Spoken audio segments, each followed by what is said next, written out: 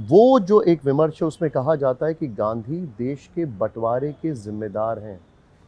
उनको आप क्या जवाब दें? जिनको गांधी की कोई समझ नहीं है, न जिन्होंने गांधी को पढ़ा, न जो गांधी को कभी समझने की कोशिश की, वो लोग बेवकूफ़ी भरा ऐसा बयान देते हैं। देश में तो आज बहुत बड़ा वर्ग है जो गांधी के बारे में कुछ भी कह रहा है। उससे क्या फ़र्क पड़ता है?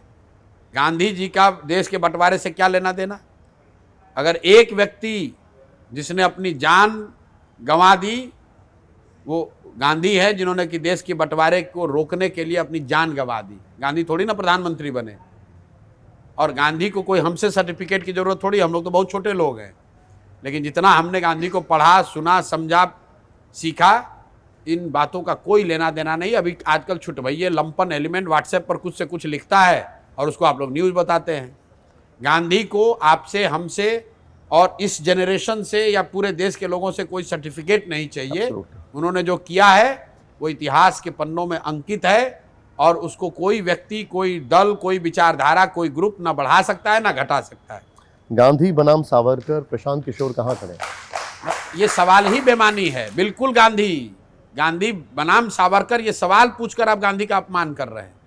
प्रशांत जी, मैं एक शब्द में, एक ही लाइन में आप गांधी और सावरकर को बराबर कर रहे हैं। बिल्कुल नहीं। आप नहीं कर रहे हैं ना, तो क्या सवाल पूछ रहे हैं?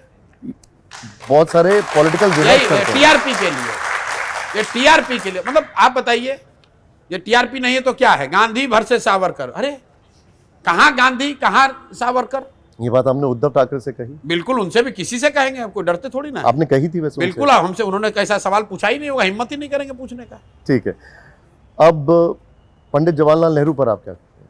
देश के नायक। मैं नेहरू को विजनरी मानता हूं, इंस्टीट्यूशन बिल्डर मानता हूं। इस देश की जो व्यवस्था है, लोकतांत्रिक या अदरवाइज, उसमें नेहरू जी का बहुत बड़ा योगदान मानता हूं, बहुत बड़ा कंट्रीब्यूशन उनका है।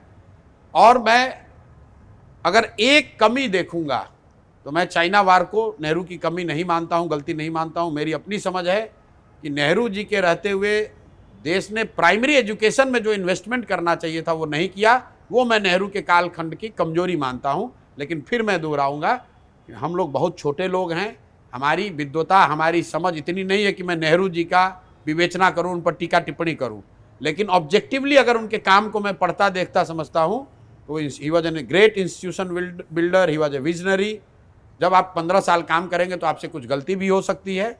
और एक कमी मैं जो देखता हूं, जो सिस्टमेटिक रही उनके 15 साल में, कि जितना पैसा, जितना फोकस, जितना रिसोर्स प्राइमरी एजुकेशन सिस्टम को बनाने में, बेहतर करने में लगाना चाहिए था, उतना शायद नेहरू जी के कालखंड में नहीं हुआ।